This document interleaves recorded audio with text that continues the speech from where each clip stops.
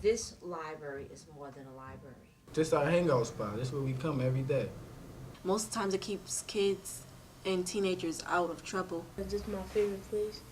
And this is where we come and hang out. Since the closing of the Q House, youth have been going to the Stetson Library on Dixwell Avenue here in New Haven. Mayor John DeStefano was exploring the possibility of closing the Stetson Library to raise next year's budget. The Real News crew asked librarians and students about this possibility of the library no longer existing. Why do you come to the library? Just to do educational stuff, like projects, homework, and my other subjects my teacher gives me. It's not just about circulating books for many reasons. Partially due to the nature of libraries. We're going to 21st century libraries. We're talking about the digital divide. We're talking about computer access. We're talking about digital materials. We're talking about programming. We're talking about youth and other members of the community coming and using Stetson Library as a meeting space. We're talking about collaborations amongst agencies, healthcare agencies, educational agencies, school systems who do school visits.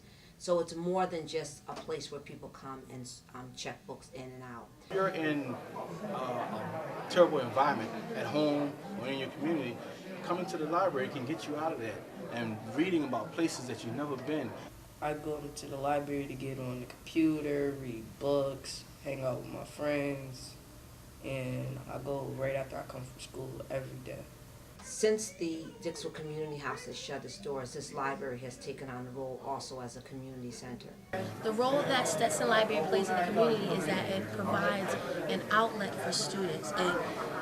It's also a source for reading material as well as a source for computer usage. And it's needed in that area because a lot of our kids that live in that area come from low-income families that cannot afford computers or afford to provide their kids with extensive library for reading purposes. It's the heart of the community, the one Stetson is. There's so many different things that are going on, so many activities, and so much for not only children, but for the adults and seniors as well. What would you do and where would you go if the library was closed? I don't know. I would have to stay home all day, and that's just boring to me. Stay in the house and read books. I have no idea what would I do. I'll probably be in the house. I'll just be bored. I stand outside the library and reminisce about the good times we had in the library. Where do you think youth would go if the library was closed permanently? I think they would be in the street. I think they would just be out there hanging out. Dixwell and Newhallville is the only place in this city that does not have a community center or any place else to go. And it's very difficult, as you well know, being a youth and working with Youth Rights Media. We are also dealing in times where youth are dealing with territories right now. And it's very difficult for youth to move from one location in the city to another. For me or anyone else to say that just tell the children that go to Stetson Library to go to the Hill Library or go to Fairhaven Library or go to the library in Westville, well, that's a little bit more comfortable for some people than others. Some youth can't move from Dixwell to Newhallville, let alone from Newhallville to Dixwell to Fairhaven to the Hill. It just doesn't operate like that. And I think that there more people need to sit to the table and really understand that.